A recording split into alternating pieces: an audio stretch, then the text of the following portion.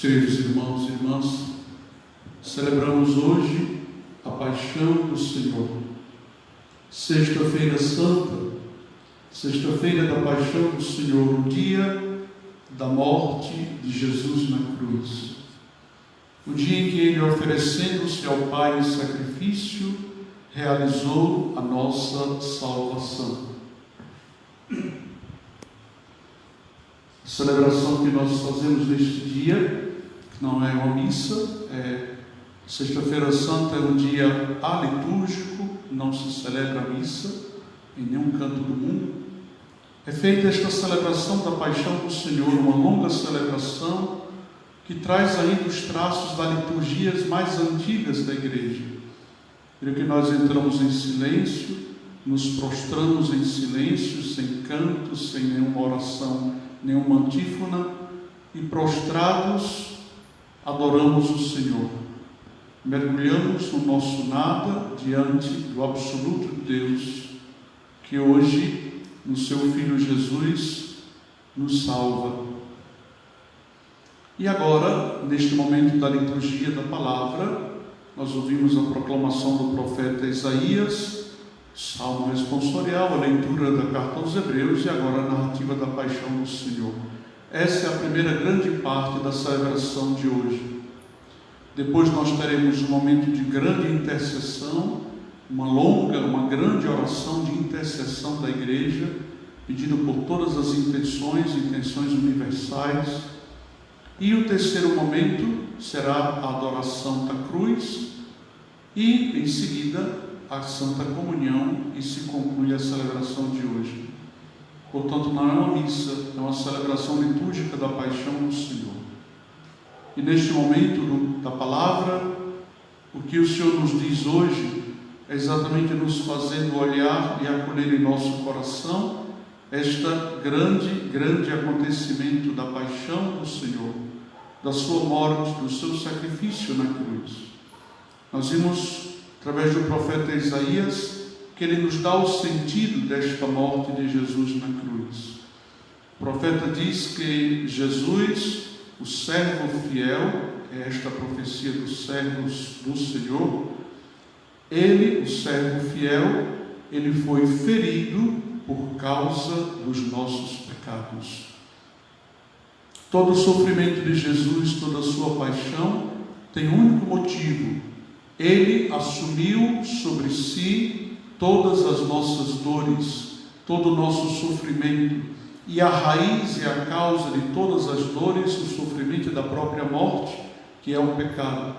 Ele não tendo o pecado, ele sendo santo e justo, ele toma sobre si o nosso pecado, e portanto todas as nossas dores, todos os nossos sofrimentos, ele, Jesus, aceitou ser ferido por causa dos nossos pecados. Ou seja, o preço que nós deveríamos pagar, e o preço do pecado é a morte eterna, a condenação eterna. Esse preço Jesus tomou, tirou de cima de nós, tomou sobre ele. Portanto, foi anulada a condenação, porque ele assumiu nossas dores, assumiu nossa culpa sem ter culpa, assumiu a nossa morte, mas para ele a morte não poderia ser eterna, porque ele é Deus feito homem. Ele assumiu a nossa morte terrena e eliminou a condenação da morte eterna. Assim ele nos deu salvação. Ele tirou o preço da culpa e ele pagou nele mesmo, no seu corpo, na sua morte na cruz, ele pagou o preço da nossa culpa, que é a condenação e a morte. A primeira leitura do profeta Isaías nos mostra Jesus como servo fiel, manso e extremamente fiel. Ele permanece firme diante de todos os sofrimentos e humilhações, como nós ouvimos já na narrativa da Paixão. Por que Jesus permaneceu firme? Porque ele é o sim eterno ao Pai. A vontade de Jesus nunca se distanciou da vontade do Pai, muito menos poderia se contrapor à vontade do Pai.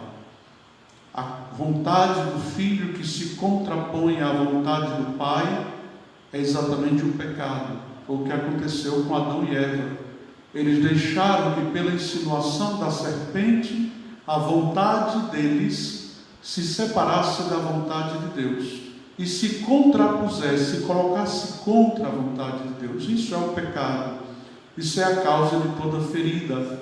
Isso é a causa da morte. É a causa da condenação eterna.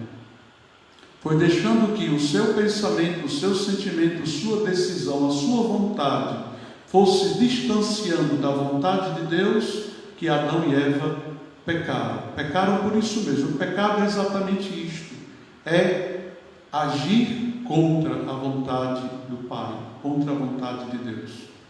E esse agir contra a vontade de Deus, ele vai se gerando em nossos pensamentos, ele vai se fortalecendo em nossos sentimentos e depois se tornam palavras e ações. Jesus nos mostra o contrário. Por isso São Paulo diz que se por causa de um só homem, Adão, o pecado entrou no mundo, por causa de um só homem, a graça, a salvação predominou, superou todo o pecado. Por causa de um só homem, Adão, o pecado e a morte entraram no mundo, porque Adão e Eva deixaram que sua decisão, sua vontade, fossem arrastadas pela insinuação da serpente contra a vontade de Deus. Romper com a vontade de Deus, contrapor-se, colocar-se contra a vontade de Deus, isto gera o pecado, isso constitui o pecado em si, que vai se transformar em ações correspondentes àquilo que foi na vontade. Jesus diz: a minha vontade, a minha alegria, o meu alimento é fazer a vontade do Pai. Assim como em toda a eternidade, o Filho eterno, gerado do Pai, ele sempre foi intimamente unido ao Pai, a sua vontade inteiramente à vontade do Pai.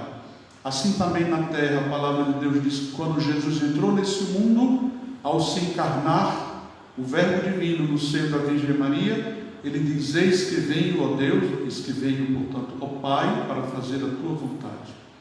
Toda a vida de Jesus na terra foi isso, foi um sim à vontade do Pai. Assim como era no céu, assim também na terra. Por isso que no Pai Nosso nós pedimos para nós que na nossa vida a vontade de Deus se cumpra, assim como se cumpre no céu, se cumpra na terra. Por que nós pedimos isso? Porque no céu a vontade de Deus se cumpre sempre, seja feita a vontade de Deus. A vontade de Deus é sempre feita no céu, porque quem está ali? Lá está Jesus, o Filho amado, eterno.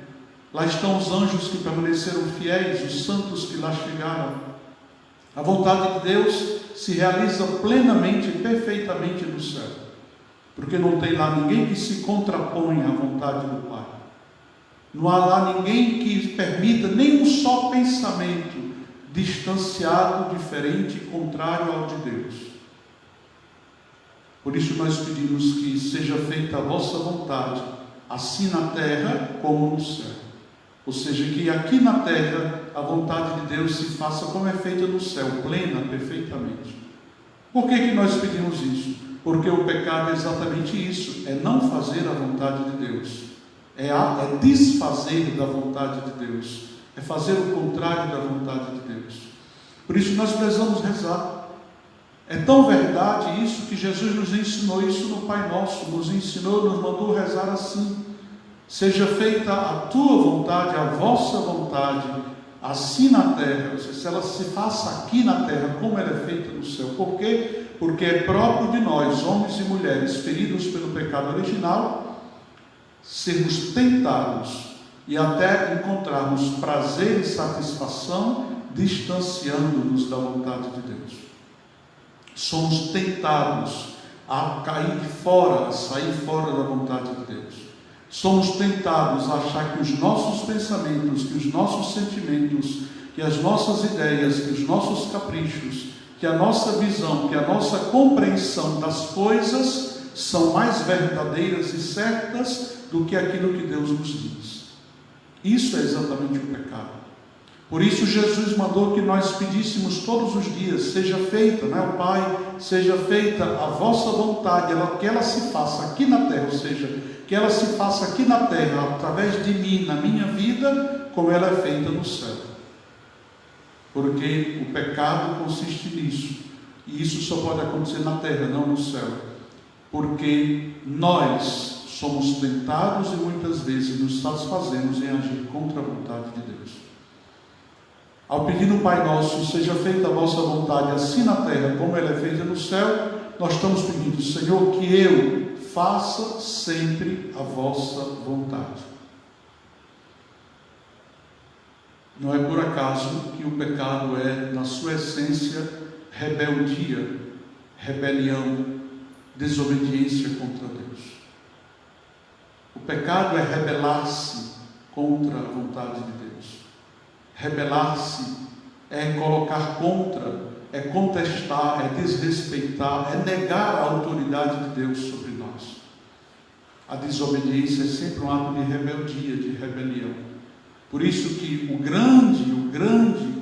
grande ser que encarna toda a rebelião é o inimigo, a serpente, o Satanás. Por quê? Porque ele é aquele que primeiro disse não a Deus, à vontade de Deus, deixando assim de ser um anjo dos mais belos para ser o mais feio, o mais horrível, o maior inimigo de Deus e nosso.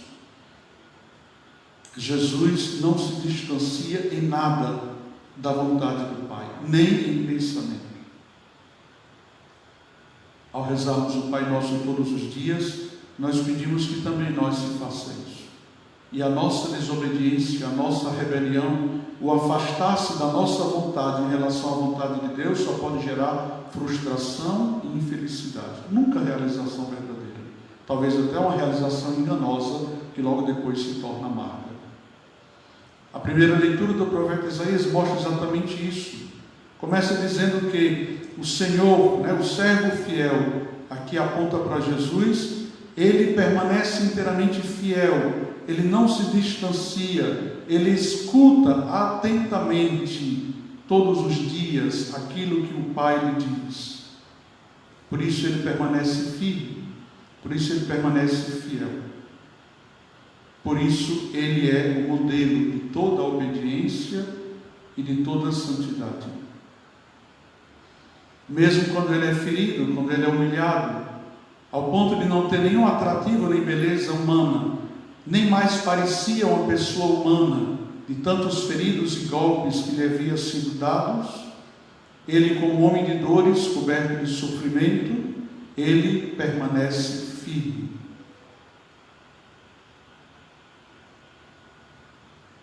E agindo assim, Jesus tomava sobre si as nossas enfermidades. Ele sofria ele mesmo nossas dores. Ele foi golpeado e humilhado por causa da nossa culpa. Ele foi ferido dos nossos pecados.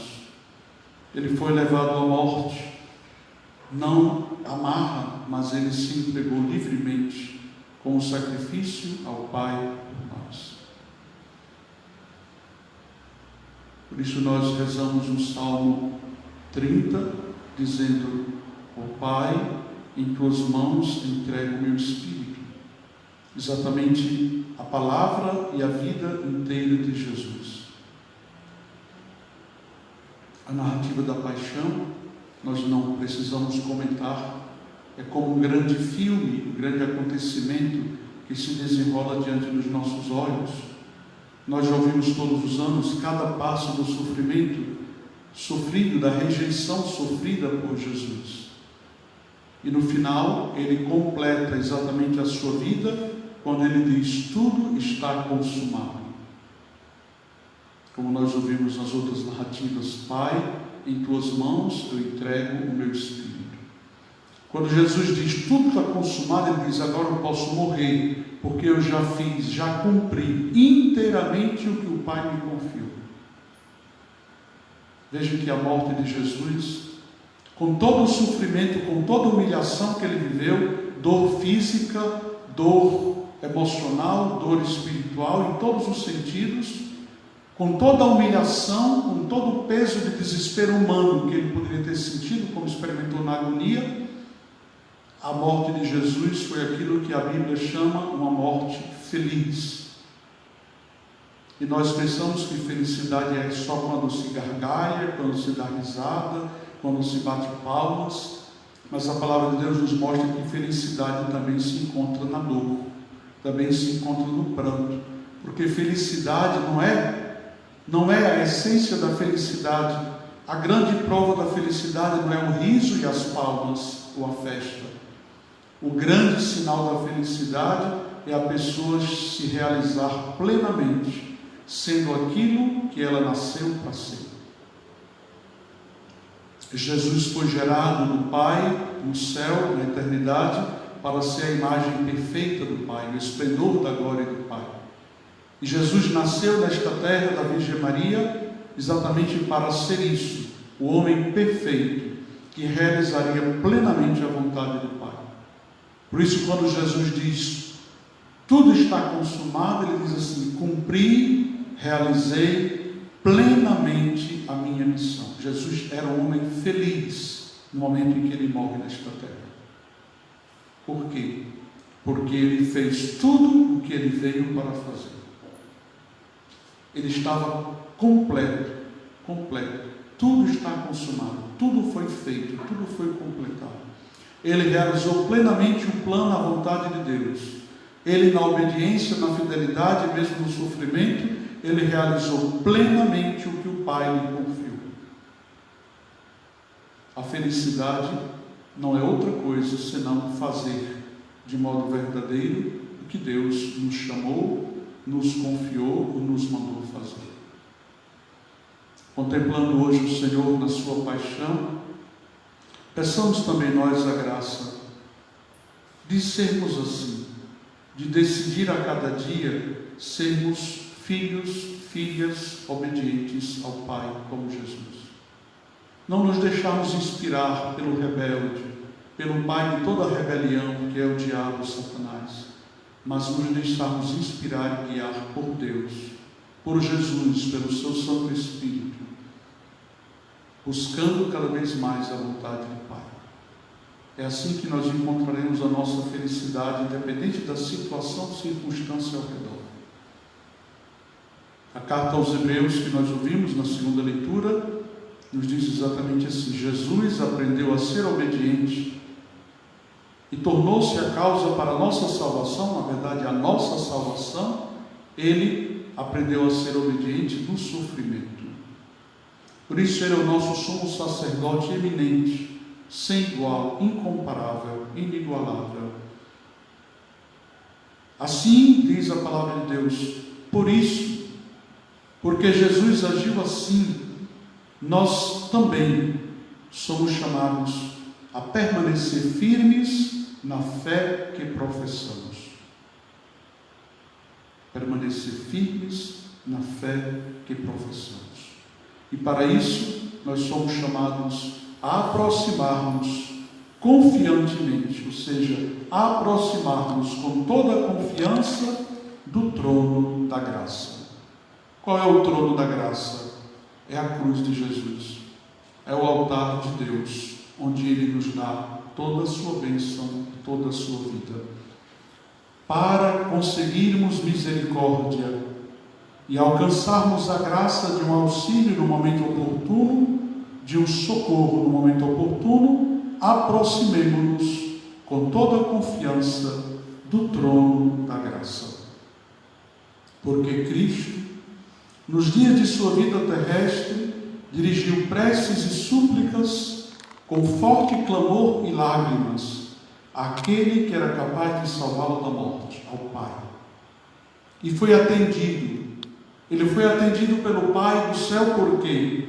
Porque ele se entregou inteiramente a Deus, inteiramente ao Pai. O caminho da nossa vida só pode ser entregarmos à vontade de Deus. Desejar com toda a nossa força que a nossa vontade se aproxime, se assemelhe, se identifique, realize a vontade de Deus. mesmo quando nós somos tentados de fora ou de dentro de nós.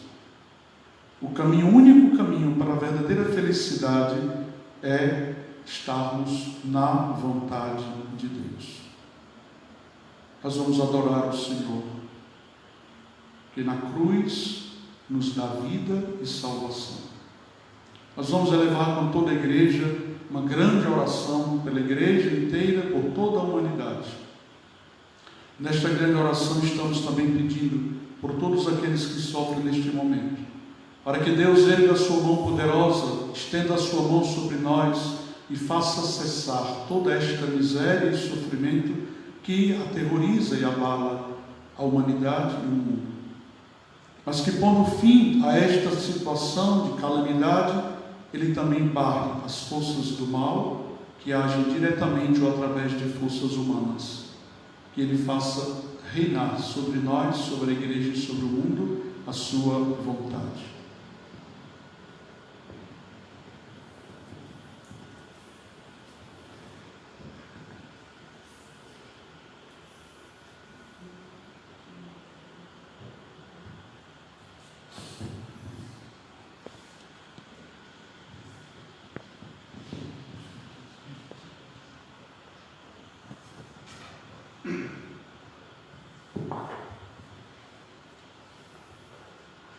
Fiquemos todos de pé,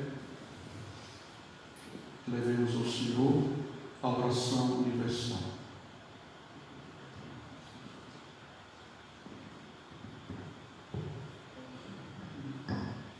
Oremos, irmãos e irmãs caríssimos.